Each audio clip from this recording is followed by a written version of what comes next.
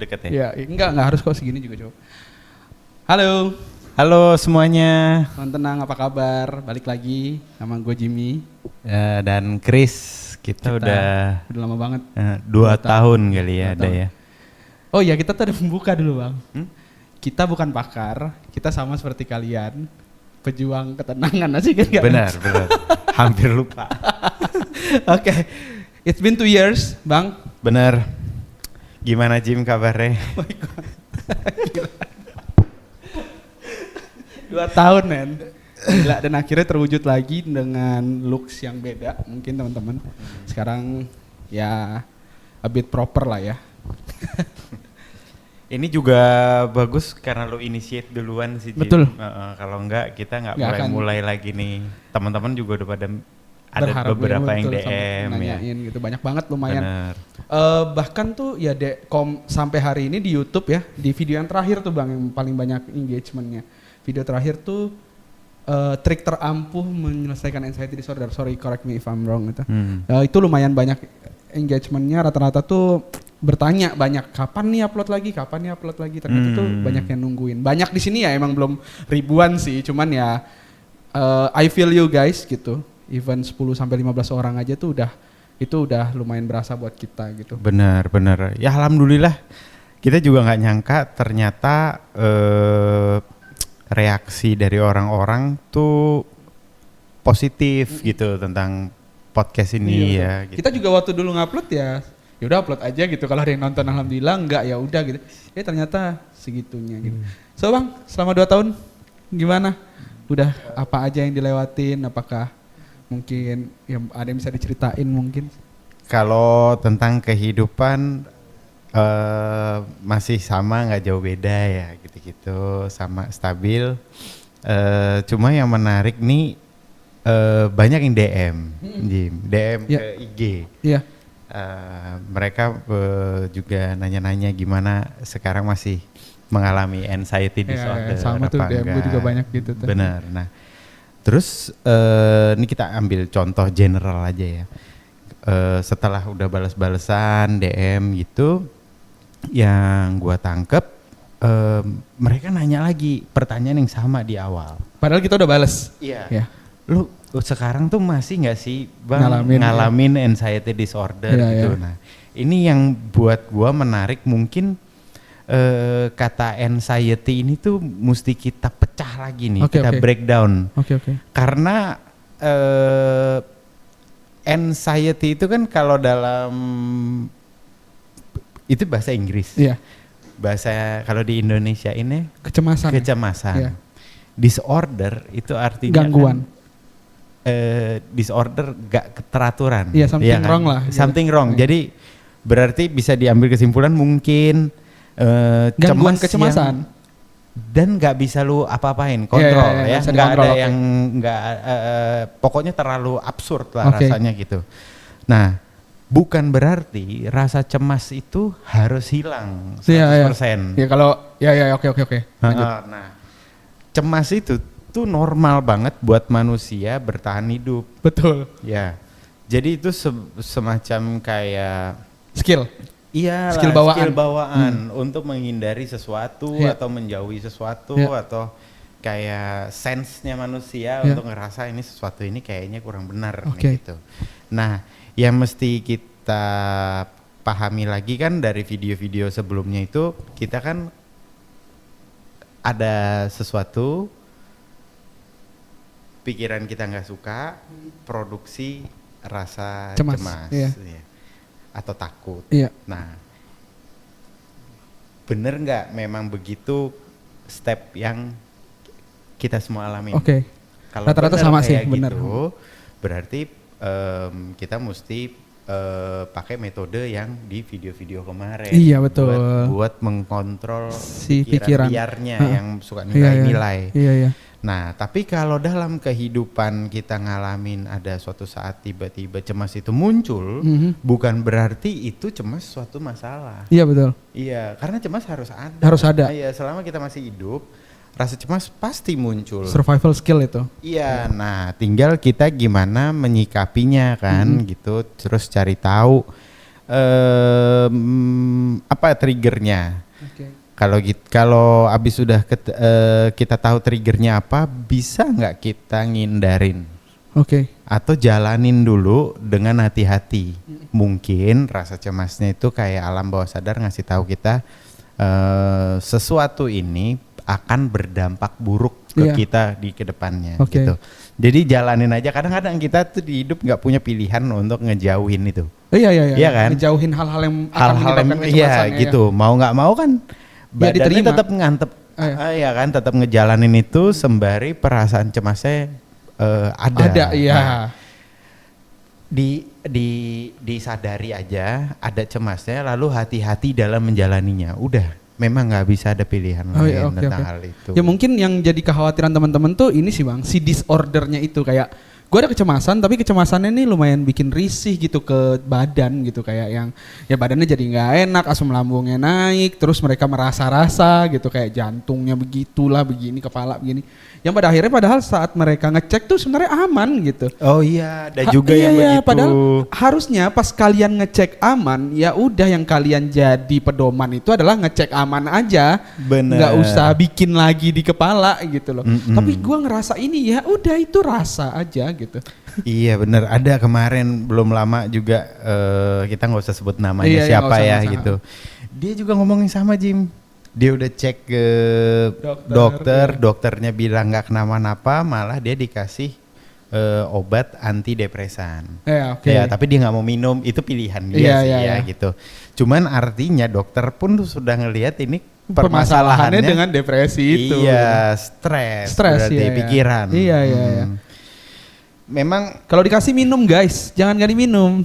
Berarti tahu penyakitnya adalah terkait sama pikiran. Nanti pelan-pelan kalau mau ngelepasin obat ya berarti dikontrol pikirannya nanti. Bener. Nggak usah takut lah sama obat itu ya gitu. Dokter juga sekolahnya tinggi kok. Iya gitu. Jangan jadi nambah beban pikiran lagi gitu. Jalanin aja. Soalnya kalau kita nggak mau minum, terus nggak tahu juga cara nyelesain permasalahannya, ya nggak kelar-kelar juga kan. Iya betul. Jadi paling enggak ya udah, kalau memang kita adanya ya obat ya minum aja dulu obatnya. Gitu. Pas sudah tenang baru nanti pelan-pelan cari gimana caranya ini ngelarin ini tanpa obat gitu. Oh iya. Lalu sebenarnya kan yang ada yang nanya juga kan selama 2 tahun ini pasti ada yang nanya kayak lu, sebenarnya lu pribadi masih nggak sih Bang gitu? Masih dong. Sama aku juga masih. Ya nggak mungkin nggak. Ya nggak mungkin nggak lah, tapi kita udah tahu Bang ya how to control it gitu, dan mungkin udah nggak disorder sih, gue feeling kayak ini anxiety aja gitu kayak. Iya. Cuman emang kelihatannya sih emang jelas banget gitu kepanikannya kayak. Iyalah, itu lumrah ya. Jadi kalau mau jujur-jujuran ya, jujur-jujuran, kenapa sih rasa cemas itu masih bisa muncul lagi? Itu urusannya sama ego. Ego ya? Ego. Oke. Ego itu apa? Ego itu tuh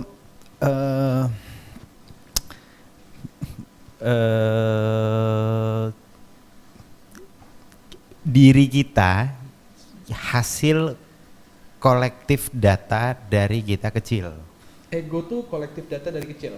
Diri kita dari kecil, apa kumpulan manifestasi kita dari kecil mungkin. Betul, iya. Kumpulan informasi di mana itu mengeras menjadi satu konsep pemikiran bahwa diri kita ada. Nah, diri kita ada. Sehingga ketika kita sudah merasa bahwa diri kita sejatinya ada, maka kita harus mengontrol beberapa hal atau banyak hal di sekitaran kita. Diri kita ini kan pasti punya rasa kepingin. Ya, kepingin, hasrat, keinginan lah gitu. Pingin cepat masalahnya kelar. Nggak pingin mati, nggak pingin sakit, pingin senang, pengen ngopi, pengen apa, banyak lah gitu-gitu. Ketika hal-hal tersebut yang terjadi ini berlawanan sama apa yang kita kepinginin, muncul gejolak-gejolak, entah itu sedih, kecewa, cemas, berlebih atau takut atau itu dari ego tadi. Dari ego. Nah, Okay. Karena nggak sesuai ekspektasi yang manifestasi masa kecil itu. Iya, nggak gitu. Nggak sesuai harapan. Nggak sesuai harapan. Mungkin ini juga ada hubungannya dengan luka masa kecil atau apa. Nah, karena metode orang tua kita nggak nyalahin siapapun di sini ya, tapi kita itu dididik untuk menjadi sesuatu atau menjadi harapan orang tua kita. Dididik, diajarin, kamu harus begini, harus begini. Kalau kita bisa capai apa keinginan orang tua, kita dapat reward, bahasanya. Kalau kita gagal, dapat punishment, dapat hukuman. Akhirnya itu lambat laun terprogram di pikiran kita bahwa kita harus menjadi seperti ini. Jadi harus menyelesaikan masalah dengan cara ini. Nah, sialnya kehidupan ini tuh terlalu dinamis, di mana kadang-kadang cara menyelesaikan hal ini itu kita nggak punya caranya sebelumnya. Iya, nggak pernah diajarin. Nggak pernah diajarin. Karena munculnya dadakan. Betul. Itu yang bikin panik kan sebenarnya. Itu bikin panik. Jadi gimana cara nyelesainnya gitu kan. Nah, seolah-olah ketika ya Jim, ketika gua kasih pekerjaan ke lu, mindset kita ini rasanya pasti gua bertanggung jawab, harus gua satu-satunya sama kerjaan itu yang bisa ngelarin ini. Ya, itu superior, konsep umum lah. Superior complexity ada bahasanya itu. Itu konsep berpikir umum manusia.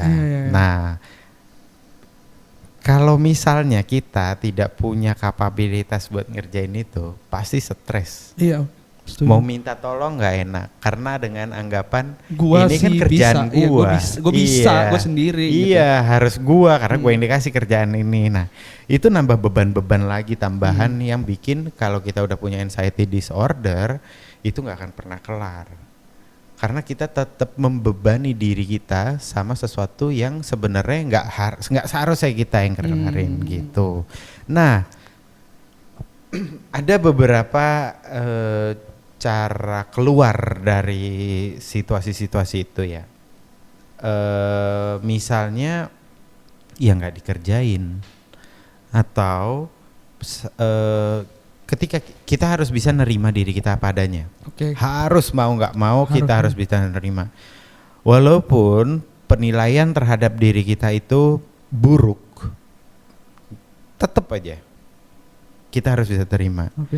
Karena apapun diri kita itu, kita ada di dunia ini memang buat jadi agent kehidupan. Kan? Harus seperti video yang sebelumnya kayak gitu. Jadi memang ada perannya. Nah, kadang-kadang cara alam semesta buat bikin kita ngerti itu dengan cara dibenturin dengan hal-hal yang memang bukan kemauan atau kebisaan kita. Supaya kita aware, kita sadar bahwa kita nggak bisa apa-apa. Sebenarnya ada baiknya juga. Biar bagus sih. Kayak untuk ya lu nggak bisa hidup sendirian. Benar. Dan ya lu tuh nggak punya kendali sebenarnya. Benar banget gitu. Jadi memang ada yang lebih besar dari kita yang mau diakui kebesarannya. Jadi kalau misalnya kita ngerasa kita mampu, harus mampu semuanya, berarti ya bersaing dengan Tuhan kan. Si yang mampu melakukan sebenarnya.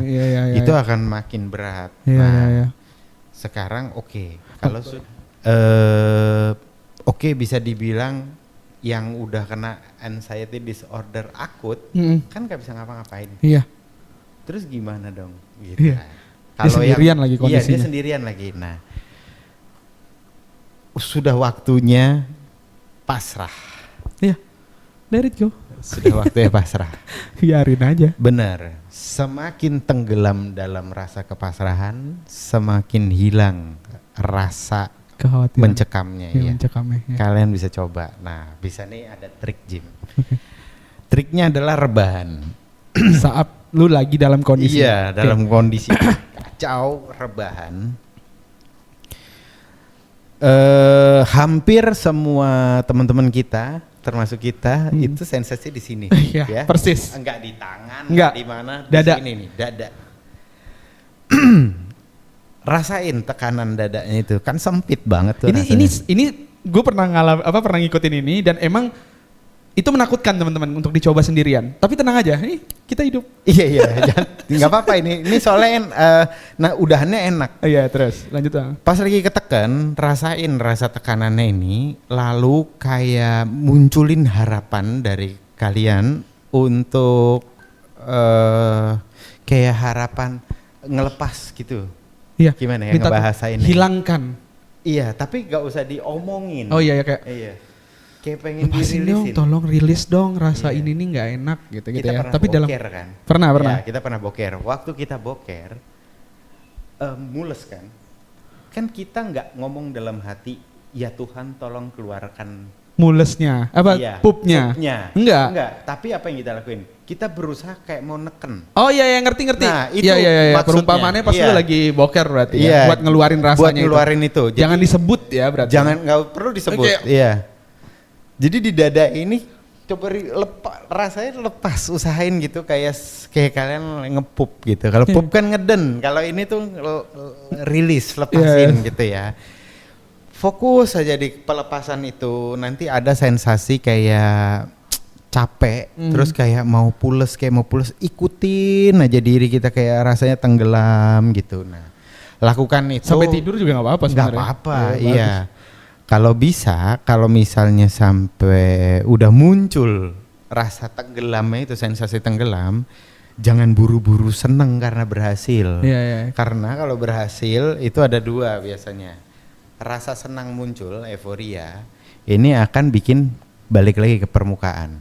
Oh. Atau refleks bersyukur kayak nyebut alhamdulillah atau puji Tuhan kayak gitu ya. Nah, itu juga karena nyebut dalam hati itu konsentrasi fokusnya udah nggak ke releasing tadi itu. Jadi cukup cara syukurinnya ya cukup nikmatin. Dengan kalian nikmatin itu udah sama aja, udah bersyukur.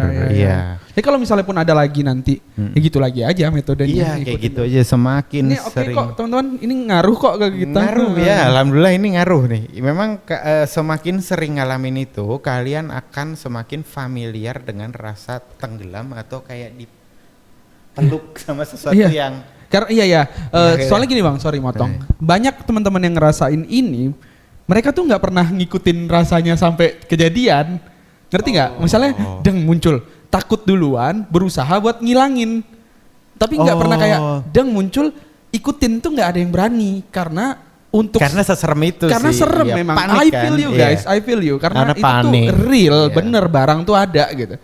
Iya. Jadi ya, tapi FYI, kita sukses gitu, kita nyobain tenggelam dalam itu, ngikutin dia mau mainnya kayak gimana. Ya survive aja gitu. Benar. Memang nggak ada cara lain sih untuk itu. Kenapa? Berdamai lah ya istilahnya. Betul. Dengan si barang tuh. Kenapa bisa ada sensasi tenggelamnya? Ya rasanya kayak tenggelam. Aku nggak tahu tuh. Nah, manusia itu punya dimensi-dimensi nih. Oke. Ketika cemas itu tuh ada di dimensi kedua setelah badan. Ya, di jiwa. Jiwa itu tuh hubungannya sama syaraf-syaraf. Nah, ketika kita tidur lelap, hilang semua tuh. Hilang tuh. Dipegang nggak rasa, lagi ada syaraf apa, sakit kepala nggak rasa. Iya, kalau lelap ya. Nah, proses menenggelamkan diri itu adalah proses lelap dengan kesadaran. Oh iya, melelapkan dengan kesadaran ya. Iya, supaya sendiri. semuanya akan auto healing dengan sendirinya. Jadi rasa cemas yang aneh ini akan nge-heal dengan sendirinya. Nanti recharge energi lagi kan. Itu memang sirkulasi yang nggak akan pernah berhenti sampai manusia itu meninggal. Jadi akan terus muter nge-charge energi, kebuang lagi energi buat aktivitas, buat stres, buat segala macam. Tidur nge-charge lagi kayak gitu. Nah, usahakan untuk semakin berkualitas tenggelamnya itu supaya kita semakin kuat buat menghadapi, buat pemulihan. Sembari benerin proses mindset ya, proses berpikirnya itu penting supaya nggak perlu bolak-balik. Kita kan nggak mungkin ngabisin 24 jam untuk rebahan, tenggelam, bangun cemas lagi, tenggelam lagi gitu kan. Jadi ya lebih baik Itu salah satu cara keluarnya. Habis itu tetap PR berikutnya ngebenerin mindset, pola pikir. Kalau memang video-video sebelumnya dari kita ini membantu, tonton lagi terus. Iya. Gua sampai hari ini nontonin video kita terus kok, Bang. Bener. Nggak tahu kenapa masih aja jadi input baru ya. Menyenangkan. Karena nih, guys, makanya kan gue bilang kita tuh bukan pakar karena even abis kita udah bikin channel itu aja, kita masih punya rasa cemas juga, kekhawatiran.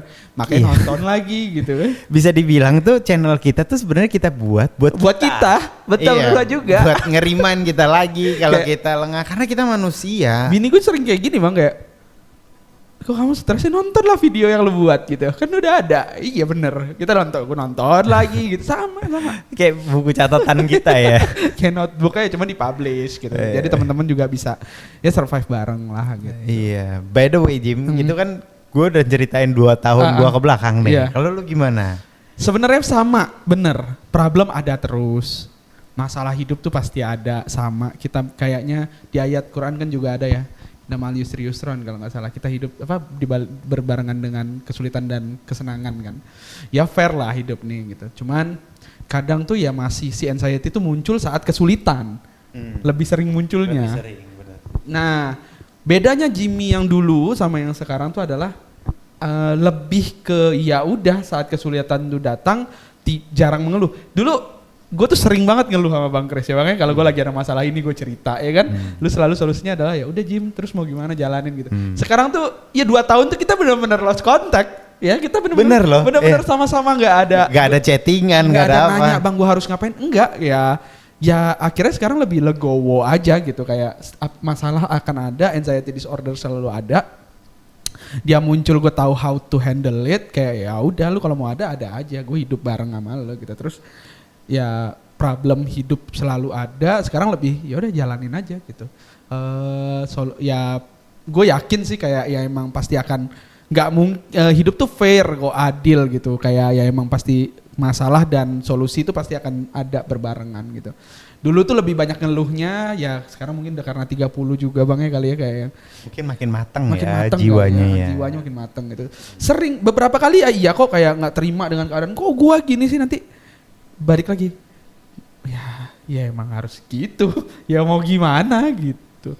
Dijalanin gitu. Nggak ada sesuatu yang abadi, itu ada quote selama tuh Jim. Ya nggak ada sesuatu yang abadi. Jadi setiap masalah tuh pasti ada selesainya. Setiap kesenangan pasti ada selesainya gitu ya. Memang. Yang lebih bagus sih emang yang nggak peduli sama 2 hal itu sebenarnya jalan. Nah kalau memang bisa begitu tuh sebetulnya ya lebih enak lagi ya. Cuman ya nggak apa-apa lah.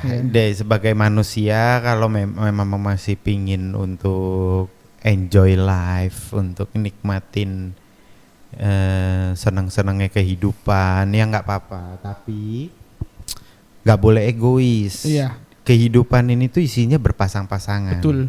Pasangannya, pasangannya senang itu ya sedih. Iya. Ya udah. Kalau kamu mau senangnya ya kamu harus terima sedihnya. Iya. Gitu. Setuju. Gak bisa kita maunya senangnya doang tuh gak mungkin. Jadi ya dalam nyikapin hidup berbijaksanalah untuk kalau mau mengejar kesenangan. Tapi kalau sudah mengalami anxiety disorder, gak usah ngeburu-buruin diri untuk cepat kelar. Memang itu gak enak, sumpah gak enak ya. Pas ngalamin sumpah gak enak. Tapi kalau kita ngeburu-buruin diri kita pengen cepet kelar, itu bikin stres, perasaan lebih buruk lagi jadinya. Ya, betul, karena kita kayak ngoyo kehidupan, kita tarik ngikutin maunya kita, mau timingnya kita nggak bisa, kita makin stres. Kalau gue tuh sekarang lagi 2 tahun terakhir ini gue tuh ngulik tentang stoikism Bang. Ngulik banget macam-macam buku yang gue baca, mulainya tuh dari filosofi teras. Habis itu gue mulai belajar tentang apa itu stoikism gitu-gitu, tuh gue ngulik. Anxiety itu adalah sesuatu yang tidak bisa dikendalikan. Itu kan nggak bisa dikendalikan tuh barangnya, rasanya. Muncul aja. Tapi kalau di stoik tuh diajarin untuk fokus dengan sesuatu yang bisa kita kendalikan aja. Contohnya pikiran, perasaan itu tuh semua bisa dikendalikan gitu. Emosi, marah, kekecewaan itu semua bisa dikendalikan. Contohnya gini teman-teman, emosi itu bisa dikendalikan.